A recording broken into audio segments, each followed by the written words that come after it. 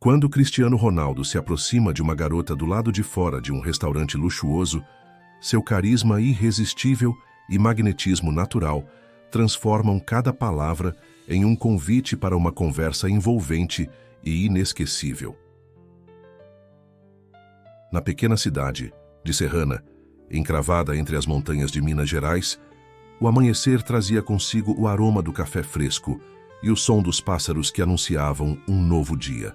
Helena Mendes, 43 anos, bibliotecária municipal e guardiã das histórias daquele lugar, observava a praça central pela janela de sua casa centenária. Seus olhos castanhos, profundos como poços d'água, refletiam a mistura de amor e melancolia que carregava pelo lugar onde nascera e do qual nunca conseguira partir. Com os cabelos grisalhos prematuros que emolduravam seu rosto anguloso, Helena era figura conhecida por todos. Caminhava diariamente pelas ruas de paralelepípedos, carregando livros e segredos com igual destreza. Sua personalidade metódica escondia uma inquietação que poucos percebiam, um desejo latente de descobrir verdades enterradas no passado da família Mendes. A biblioteca municipal, instalada em um casarão colonial restaurado, era seu refúgio.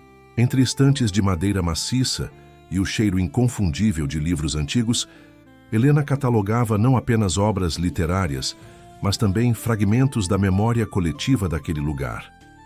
Foi ali, entre documentos empoeirados do acervo histórico, que ela encontrou a primeira pista sobre o mistério que seu avô havia mencionado em seu leito de morte. A verdade está enterrada sob o maior ipê da praça. Naquela manhã de outono, enquanto as folhas douradas dos ipês começavam a cobrir o chão da praça, Helena observava a árvore centenária com renovada curiosidade. Era o dia em que a prefeitura iniciaria as obras de revitalização do centro histórico. Algo dentro dela dizia que o tempo de descobrir a verdade havia finalmente chegado. O sol já ia alto quando os primeiros operários começaram a trabalhar na praça. Helena ajustou os óculos e segurou com força a pasta de couro gasto que sempre carregava. Dentro dela, além de documentos antigos da biblioteca, guardava o diário de seu avô, com anotações enigmáticas que há anos tentava decifrar. "Bom dia, dona Helena. Veio fiscalizar nossas obras", brincou Carlos, 35 anos, engenheiro responsável pelo projeto de revitalização. Alto e de ombros largos, com a pele bronzeada pelo trabalho ao ar livre, Carlos tinha retornado recentemente a Serrana depois de anos trabalhando em grandes centros. Seu olhar penetrante parecia enxergar além das aparências, intrigando Helena. "Apenas curiosidade profissional. A história da cidade está gravada nestas pedras", respondeu ela, tentando disfarçar seu real interesse. "História é o seu departamento, não é? Prometo que tomaremos todo o cuidado arqueológico necessário. Esta praça é o coração da cidade." Helena assentiu, observando como os operários começavam a remover as pedras ao redor do grande ipê. A árvore centenária, com seu tronco majestoso, parecia observar tudo com a sabedoria de quem testemunhou gerações. "Acho que encontramos algo", gritou um dos trabalhadores, depois de menos de 1 hora de escavação. O coração de Helena acelerou. Ela e Carlos se aproximaram do local onde o homem apontava para algo metálico que brilhava entre a terra. Com cuidado, desenterraram uma pequena caixa de metal, corroída pelo tempo, mas ainda intacta. Na tampa, o emblema da família Mendes. "Isso pertence à sua família", constatou Carlos, entregando o objeto a Helena, cujas mãos tremiam. "Preciso verificar isso com calma", disse ela, guardando a caixa na bolsa. Naquela mesma tarde, sozinha em sua casa, Helena finalmente abriu a caixa. Dentro encontrou cartas amareladas, fotografias antigas e um pequeno livro de capa de couro. Era um diário escrito por Maria Luísa Oliveira, nome que nunca tinha ouvido falar, datado de 1932. As primeiras páginas revelavam uma história que jamais imaginara. Maria Luísa tinha sido amante de seu avô durante o período em que Serrana vivenciava os conflitos da Revolução Constitucionalista. O relacionamento havia resultado em uma criança, escondida da sociedade conservadora da época. "Tenho um tio ou tia que nunca conheci", murmurou Helena para si mesma.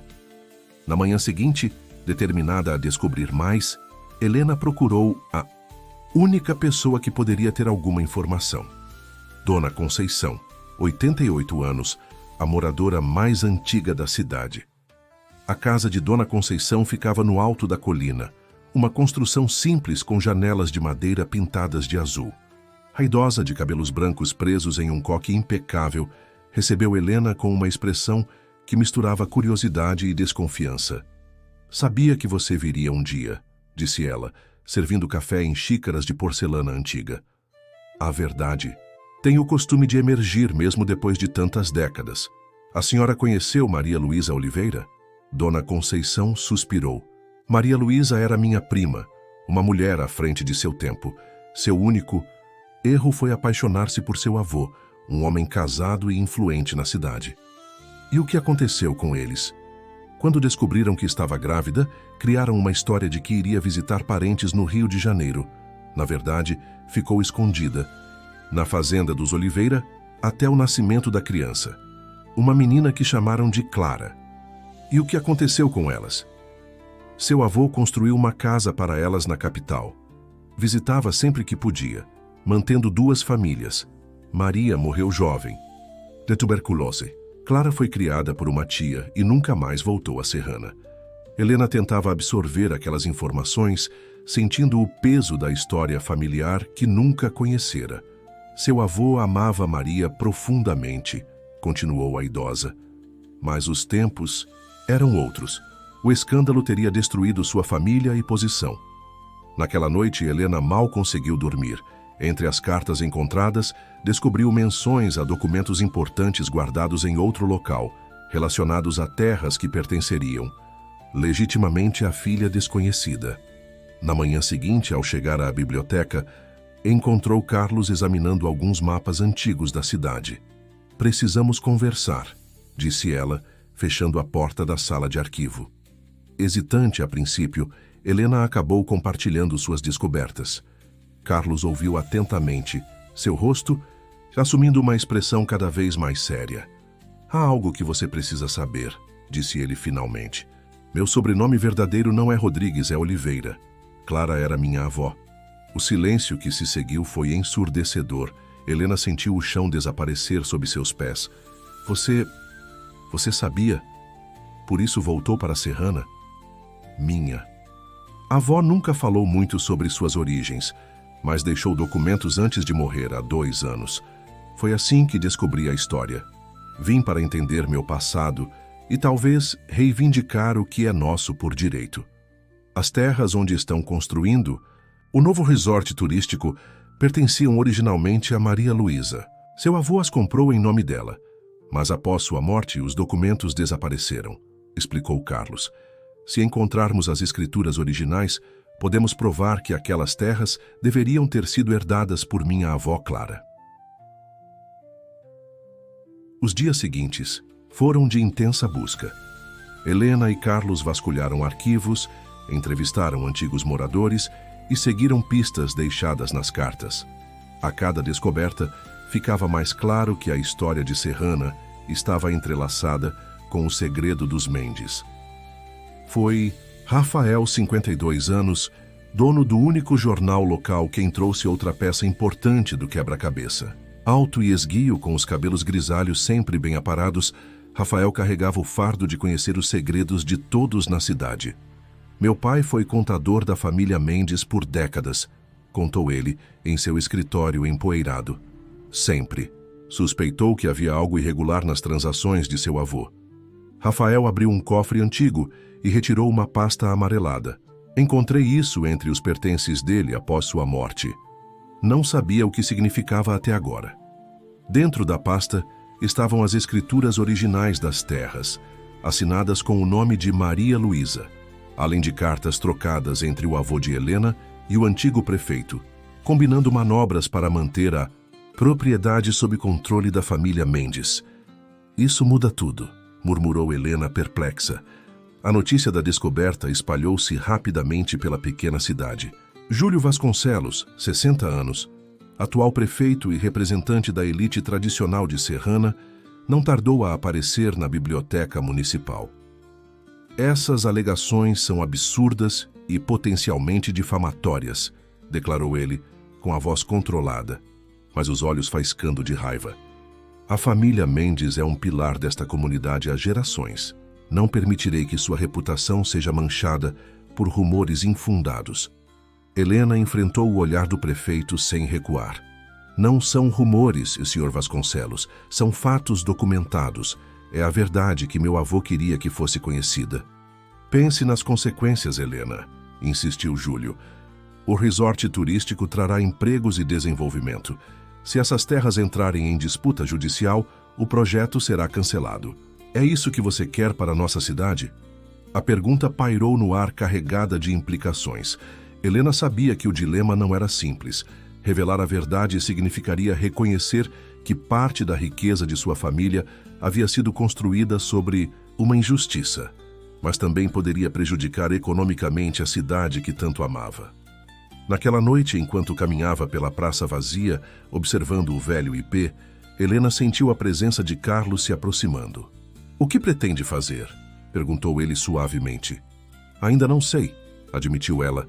"Quero honrar o desejo do meu avô de revelar a verdade, mas não quero causar mais divisão e sofrimento." "Talvez haja um meio termo", sugeriu Carlos. "Uma maneira de reconhecer a verdade sem destruir o futuro da cidade." A solução começou a tomar forma nos dias seguintes. Helena e Carlos, apesar das objeções iniciais do prefeito, convocaram uma reunião pública para apresentar uma proposta. As terras seriam reconhecidas como pertencentes legalmente aos descendentes de Clara Oliveira, mas seriam parcialmente doadas para a criação de um parque ecológico e cultural, enquanto uma área menor seria destinada a um resort mais modesto e sustentável. "O passado não pode ser alterado", declarou Helena diante da Assembleia. "Mas podemos escolher como lidar com ele e construir um futuro mais justo." A proposta enfrentou resistência inicial, especialmente dos investidores e aliados políticos do prefeito. Porém, quando a história completa veio à tona, incluindo as manipulações documentais e o sofrimento de Maria Luísa e Clara, a opinião pública começou a mudar. Foi Amanda Vasconcelos, 28 anos, filha do prefeito e advogada recém-retornada de São Paulo, quem surpreendentemente defendeu o plano de Helena e Carlos. Com a determinação que havia herdado do pai e um senso de justiça que ele nunca possuíra, ela reconheceu publicamente a legitimidade das reivindicações. Esta cidade foi construída tanto pela força dos Mendes quanto pelo sacrifício silencioso dos Oliveira, declarou ela, desafiando abertamente seu próprio pai. "É hora de reconhecermos todas as partes de nossa história."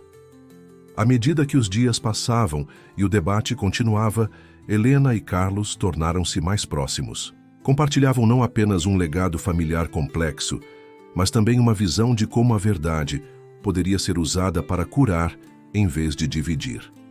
A cerimônia de assinatura do acordo estava marcada para um domingo ensolarado, exatamente sob o velho IP da Praça Central. Toda a cidade parecia ter se reunido para testemunhar o momento histórico. Helena observava a movimentação com um misto de orgulho e apreensão.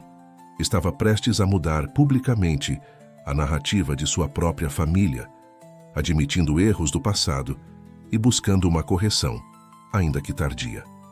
A poucos metros dali, Júlio Vasconcelos conversava em tom baixo com um grupo de empresários. Seu rosto demonstrava uma tensão incomum. Amanda, sua filha, mantinha-se próxima como se vigiasse cada palavra trocada. "Meu pai ainda está considerando sabotar o acordo", sussurrou Amanda, aproximando-se de Helena e Carlos. "Acabei de ouvi-lo mencionando questões legais de última hora para tentar invalidar os documentos." "Ele não faria isso publicamente", respondeu Carlos com os maxilares tensos. "Seria suicídio político. Não subestime o que um homem poderoso está disposto a fazer quando seu poder é ameaçado", alertou Amanda. "Ele construiu uma carreira protegendo os interesses das famílias tradicionais desta cidade." Quando todos se acomodaram, o secretário municipal começou a introduzir o evento. Helena sentiu seu coração acelerando. Foi nesse momento que Júlio Vasconcelos se levantou abruptamente, interrompendo a fala do secretário. Antes de prosseguirmos, tenho um anúncio importante a fazer, declarou ele com autoridade. Após cuidadosa revisão dos documentos apresentados pela família Oliveira, nossos especialistas encontraram inconsistências que lançam sérias dúvidas sobre sua autenticidade. Murmúrios percorreram a plateia. Amanda levantou-se imediatamente, o rosto corado de indignação. Isso é completamente falso, protestou ela. Não houve nenhuma revisão adicional. Você está mentindo para proteger interesses escusos. O confronto público entre pai e filha criou uma comoção instantânea. Foi quando Dona Conceição, com a dignidade silenciosa de seus 88 anos, levantou-se lentamente e caminhou até o centro. Todos silenciaram, surpresos pelo gesto inesperado da idosa. Tenho algo a dizer, anunciou ela, com uma voz surpreendentemente firme. Algo que deveria ter sido dito há muitas décadas. De sua bolsa antiga, retirou um envelope amarelado. Este é o testamento original do Sr. Mendes, assinado em seu leito de morte, na minha presença e na presença do antigo padre da cidade. Um documento que Júlio Vasconcelos conhece muito bem, pois seu pai foi responsável por ocultá-lo. O rosto do prefeito empalideceu visivelmente. Tentou interromper, mas o público já pedia silêncio. O Sr. Mendes reconheceu Clara como sua filha legítima e deixou instruções expressas para que parte significativa de seus bens fosse transferida para ela, incluindo as terras que hoje estão em disputa. Dona Conceição virou-se para Helena, seus olhos claros marejados. Perdoe-me por não ter falado antes, minha querida. O medo é um conselheiro poderoso, especialmente para os velhos que já viram os poderosos destruírem vidas para manter seus privilégios. Helena aproximou-se, tomando as mãos enrugadas da idosa entre as suas. Não há o que perdoar. A senhora está fazendo isso agora, e é o que importa. Júlio Vasconcelos, percebendo que havia perdido o controle da situação, tentou uma última manobra desesperada. Isso é uma farsa orquestrada. Um documento sem valor legal após tantos anos foi quando Rafael, do jornal local, levantou-se. Tenho gravado cada moe. Palavra desta tentativa de obstrução da justiça, prefeito. E mais, tenho documentos que comprovam que seu pai, como tabelião da época, foi subornado para falsificar registros após a morte do Sr. Mendes. A verdade não ficará enterrada. Novamente. O prefeito, encurralado, olhou ao redor buscando apoio, mas encontrou apenas expressões de desaprovação ou decepção.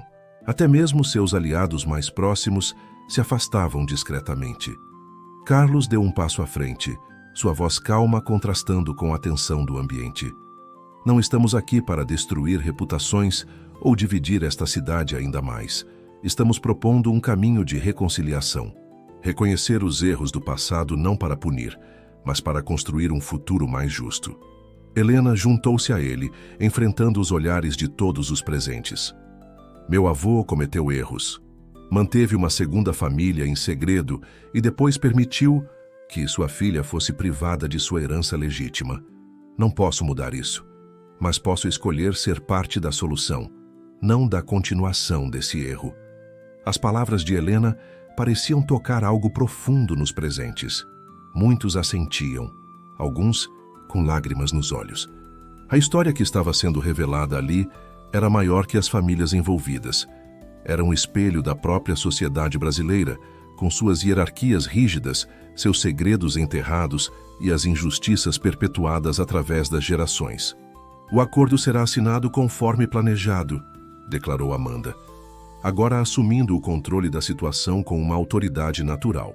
E sugiro, pai, que você o assine voluntariamente, ou a próxima discussão será sobre sua permanência no cargo. Encurralado e derrotado, Júlio Vasconcelos aproximou-se da mesa onde os documentos estavam dispostos.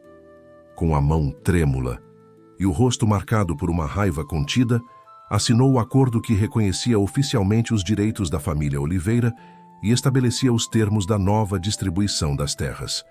Um aplauso espontâneo irrompeu da multidão. Não era uma celebração exuberante, mas o reconhecimento solene de um momento histórico, o instante em que uma comunidade escolhia enfrentar sua história com honestidade, por mais dolorosa que fosse. 6 meses se passaram desde a cerimônia sob o IP. Serrana havia mudado, não apenas em sua paisagem física, com o início das obras do Parque Ecológico e do resort redimensionado, mas também em sua atmosfera. Era como se um peso invisível tivesse sido removido, permitindo que a cidade respirasse mais livremente. Helena caminhava pela nova trilha que margeava o rio, observando as placas recém-instaladas que contavam a história completa da cidade. Ao seu lado, Carlos apontava detalhes do projeto de recuperação da mata ciliar, seu entusiasmo evidente na forma como gesticulava. "O Centro Cultural ficará pronto no próximo mês", comentou ele. "Já temos solicitações de escolas, de toda a região para visitação." Helena sorriu, ajustando os óculos no rosto. "Dona Conceição insiste em ser a primeira guia oficial. Diz que ninguém conhece as histórias como ela. E está absolutamente certa", concordou Carlos, rindo. Chegaram à pequena clareira, onde um novo ipê havia sido plantado, simbolizando um recomeço. Ao seu redor, placas contavam a história de Maria Luísa e Clara, não mais como um segredo vergonhoso, mas como parte integral da identidade daquele lugar. "Nunca imaginei que voltaria para ficar", confessou Carlos. "Vim em busca de justiça, talvez até de vingança." "E encontrou reconciliação", completou Helena. "Assim como eu. Passei anos catalogando a história desta cidade sem realmente entendê-la, sem compreender meu próprio lugar nela." Um grupo de crianças passou correndo pela trilha, parte de uma excursão escolar. Entre elas, algumas carregavam pequenos cartazes com desenhos de árvores e famílias, resultado de um projeto pedagógico sobre a história local. Júlio Vasconcelos já anunciou que não concorrerá à reeleição, comentou Carlos. "Amanda está sendo mencionada como possível candidata." "Ela seria uma excelente prefeita", respondeu Helena. "Tem a coragem que faltou às gerações anteriores." Continuaram caminhando em direção à Praça Central, onde o velho ipê, agora com suas raízes adequadamente protegidas, continuava a oferecer sombra para os moradores. No banco embaixo dele, Dona Conceição estava sentada, cercada por um pequeno grupo de idosos que compartilhavam memórias. "Algumas verdades demoram gerações para serem reveladas", refletiu Helena, observando a cena.